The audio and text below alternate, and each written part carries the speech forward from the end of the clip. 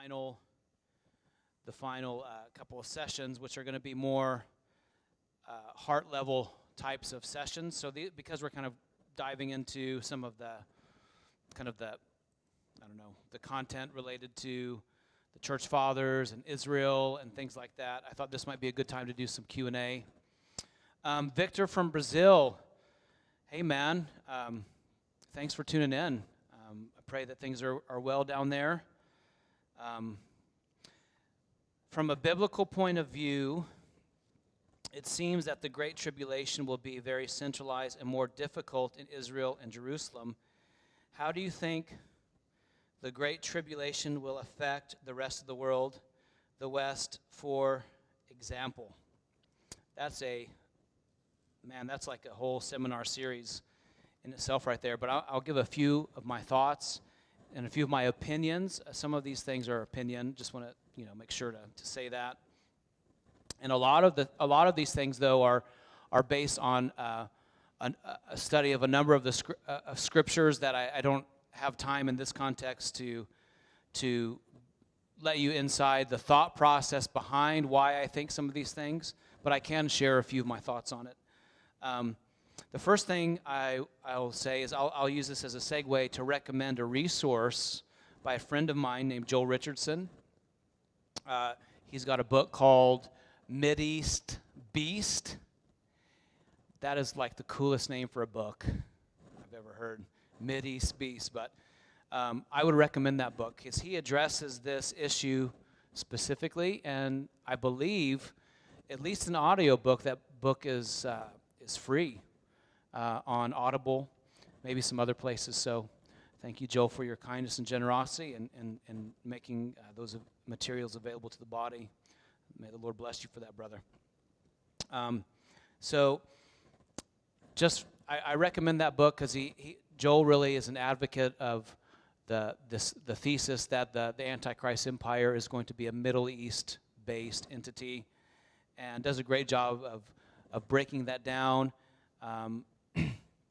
And because of that, I think it's true that will be where these things will be felt the most, for sure,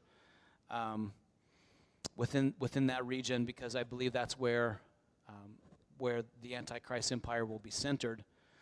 However, I don't think that I agree with Joel that I don't think the Antichrist empire encompasses every single nation of the earth. However, I believe that all the earth will feel the turmoil that comes during that time, because it does seem that there will be a world war that has its closest parallels in World War I and World War II, where every nation is affected and impacted greatly, even if they're not under the direct authority of the Antichrist empire within the specific boundaries of that empire.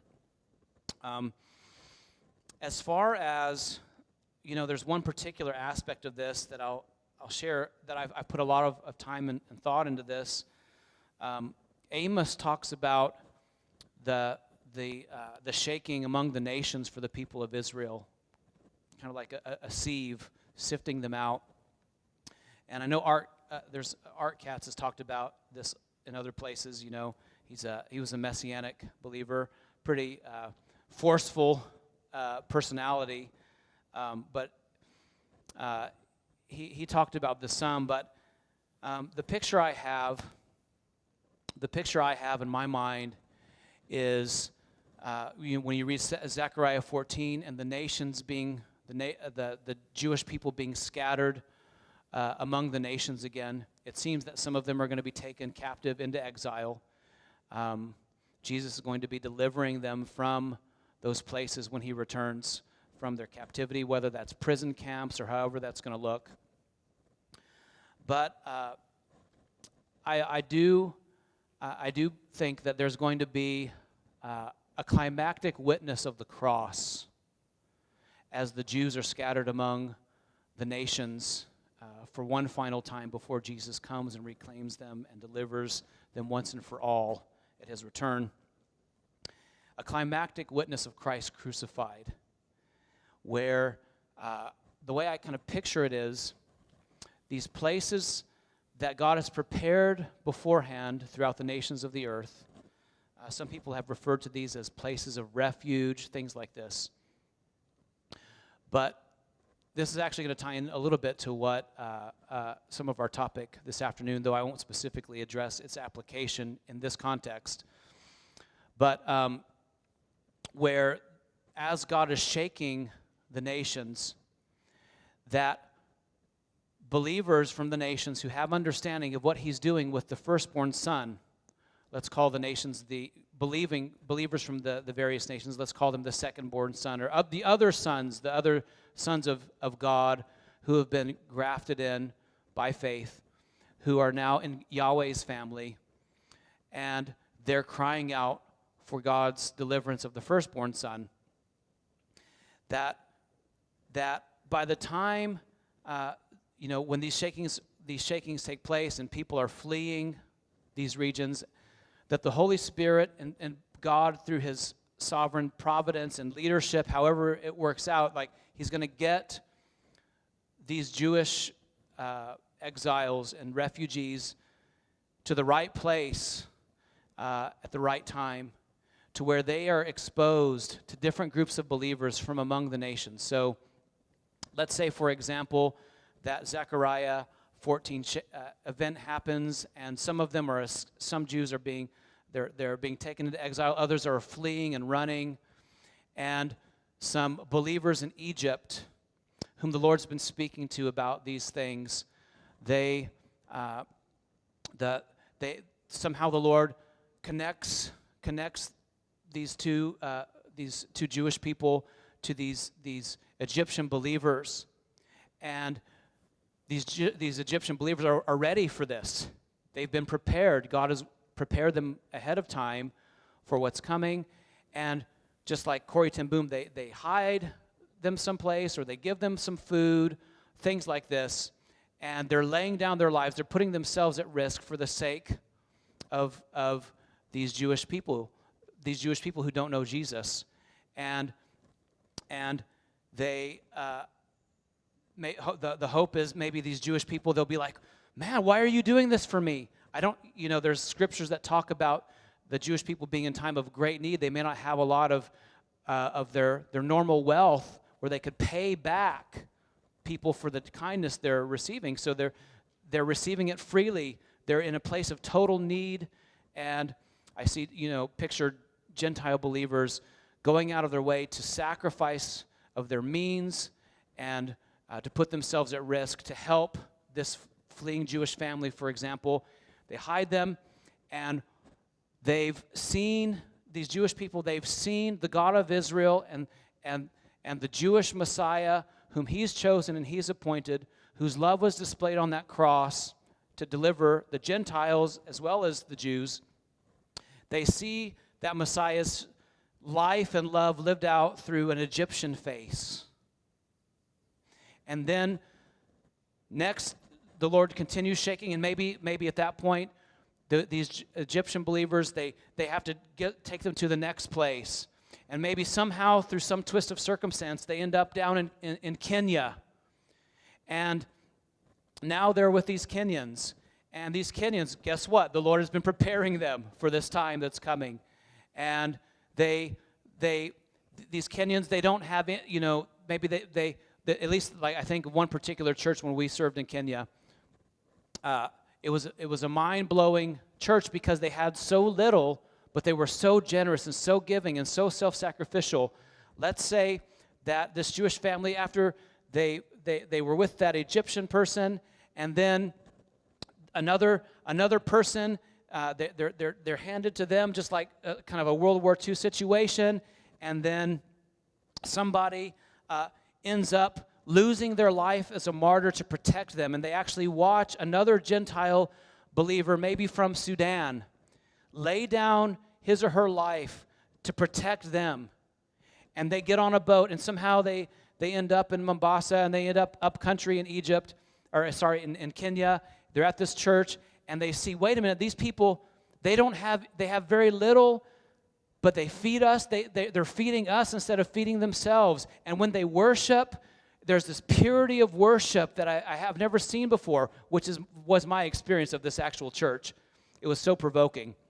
They serve me with a sincerity that I've never seen before, and they put themselves at risk to hide me. And they see the love of this Jewish Messiah, and these Kenyan believers are saying, "Thank you so much for giving us this Messiah. He's redeemed us, He saved us, and we're so thankful for Him." And by the time this scenario continues to unfold, wherever the Lord in His leadership sends them to these special places where He's picked out for them to get a faithful representative example of His heart for them through the Gentiles, by the time they've seen the God of Israel through an Egyptian face and a Sudanese face and through these Kenyan believers' faces, I believe many of them will turn. Many of them will turn. And it's the God of Israel working His life in believers to lay down their lives for the Jewish people who have had all self-righteousness crucified so that they can be a true witness to the Messiah's mercy and free giving, nothing expecting anything in return, but loving them freely. And they'll see, wow, this is what it means this is the suffering servant, his life being lived out through suffering servants who are united with him. And so all that to say that there's this drama that I believe that God is wanting, it is going to affect the whole earth, and it's going to relate to Israel. The most intense place will be within the Middle East. But in addition to that, there are a number of scriptures that do talk about the whole earth being shaken. Isaiah 24 is one of those passages, for example. And so another piece related to this question, I don't believe the Bible says a lot about the place of America in prophecy. There might be some that kind of do that. I don't see that. Like I said, I agree with Joel. It's a Middle East-centered book. I will say, however, that the United States will not be the final superpower, according to what I read in the scriptures. And so by implication, well, historically, this is where, you can start thinking historically, how do nations typically rise and fall? It's usually through some sort of serious catastrophes and calamities. Well, what did Jesus say? We're going to mark these times before the rise of that final empire. There's going to be earthquakes and famines and wars and rumors of wars and various things. So I do think we need, the whole world needs to brace for the universal shakings, because God has a contention with the whole world for its sin in some respects, in various ways. And also be ready for a major shift in power and for all the difficulty that would imply for those who are living in the U.S., as well as for anybody whose economies are tied to the U.S., whatever that transition is going to look like, whether it's a combination of economics and geographical catastrophes, whatever the case, we just need to stay anchored in the gospel and carry the cross daily, set our hope on His return, no matter what happens in our more immediate area, in our nation. But whatever the case, praying for the brotherhood of believers throughout the nations of the earth, but bearing in mind the special thing He's doing also with the people of Israel. So, and that does relate also to the second question here that you sent, Victor, about signs in Israel. What do you think about the recent peace deals that some nations in the Middle East are doing with Israel? Is this a pre-announcement of the covenant that the Antichrist will make in Daniel 9:27? For example, yesterday Sudan and Israel announced a peace treaty. Other countries did this recently with the UAE and Bahrain. That's a great question. I am definitely watching these events with interest. My understanding of Daniel 9:27 might be different than Joel's or others. You have a lot of Bible prophecy teachers that talk about the last 7 years. And actually in the early church fathers, a lot of them really locked into that last 7 years based on Daniel 9:27. I've done a teaching on the Olivet Discourse. I tend to put more emphasis on the last 3.5 years. I'm a little less convinced of certain that interpretation in Daniel 9:27 that describes the peace treaty.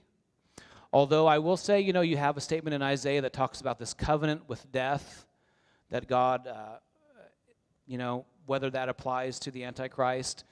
In some sense, it would apply to any covenant that Israel makes with any Gentile nation in rebellion against God. But I tend to focus more on the last 3.5 years. However, I do know that Ezekiel, when you're looking at Ezekiel, it does talk about a land being Israel being in a land of security, a place where there's a sense of peace. It's a peaceful seeming feeling of security in the land at the time where the Antichrist does come to power and takes advantage of that. So because of that, I'm watching it with interest for sure, and I won't go into all the different reasons why. I'm not sure exactly how lasting of a peace that's going to be, but that's enough for that one for now. I would just say, when it comes to things like that, I would treat it similar to some of the things we've talked about here. Is, I don't commit myself fully to the apostolic fathers' teaching on that because I don't see it explicitly stated in Scripture. But I still can let it make me watchful. Because if they're right, they're right. If they're wrong, they're wrong. But either way, I'm going to be watching out. And I would say the same thing with dream interpretation, where I don't necessarily, for example, like this pastor that we talked about, Dana Coverstone, I believe is his name, he's had these dreams. I don't have to agree with the interpretation or the application of him or anybody else's dream or whatever, or even a dream that I myself might have, but I can still let the dream, I'm not going to put full dogmatic weight into it, but I can still let it prompt me to pray and to be watchful. So I can pray things like, Lord, if there is something coming next month, make me ready. Help us to be faithful to you. See what I'm saying? Lord, I don't know how all of this might play out. And that's the same way I would relate to these situations in the Middle East is, Lord, if this is something, if this is what we're reading about in Ezekiel, and if that last 7-year period, if that covenant at the beginning of the 7 years is in fact a peace treaty with Israel on these terms, as certain teachers explain it, make me ready. Help me to, help me, I pray for the believers in those nations. But, we should be praying for believers in those nations anyway.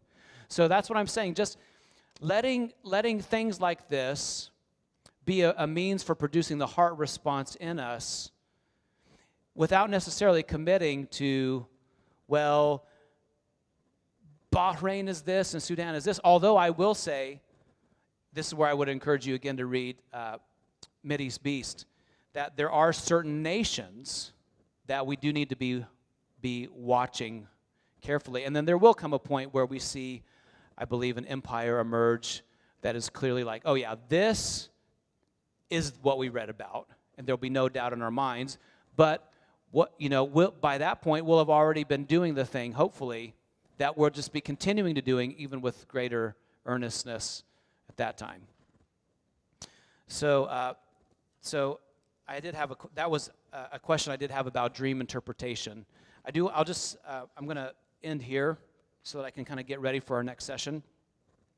But when it comes to dream interpretation, a book that I would recommend, their last names are Virkler. I think they have some pretty good things to say about it. Patty Verkler. I can't remember Mark, maybe. I can't remember their first names, but that might be a good resource for you on that. But whatever the case, when it comes to things like that, just letting them stir us to pray, even if we may not agree or even understand what a dream might mean, or even whether we should, even if we don't necessarily think that we don't even know for sure, is that from the Lord or not? We can still say, Lord, if that was from you, confirm it in some way. So